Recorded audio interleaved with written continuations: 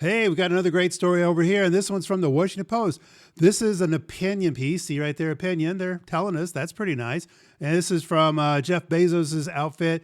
They're very leftish, but take that with a grain of salt. We'll see what happens here. Anyway, the story is about how seniors are staying in their homes because of government laws and things like that. Let's get into this. So, primarily, homeownership is out of reach for way too many Americans. Situation driven primarily by the shortage of homes. So, one factor contributing to this scarcity is that baby boomers, you and me, us old farts, we're staying put in our house, even though maybe we don't want to. Why? Well, because of the tax laws. We are bound by prohibitive capital gains taxes.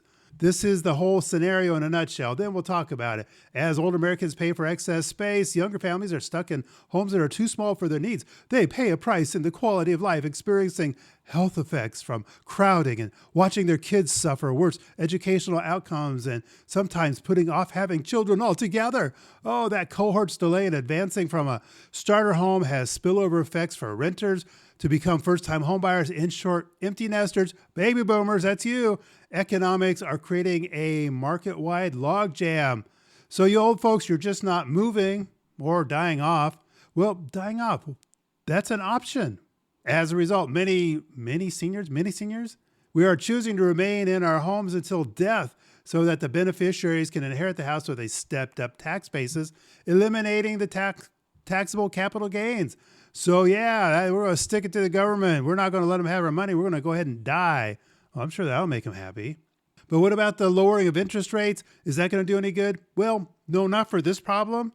The lowering of interest rates is certainly going to help first-time home buyers get into their first house, which is going to kind of help free up things a little bit if they can find that first house. According to this story, there are no first houses because the log jam from us senior citizens.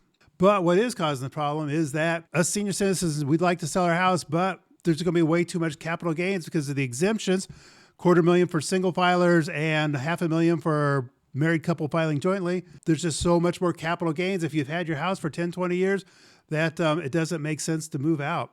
So they're saying, yeah, we need to lower taxes. Now, don't get too excited that a left-wing outfit's going to say we need to lower taxes. They're saying we just need to lower it for older people to break this log jam.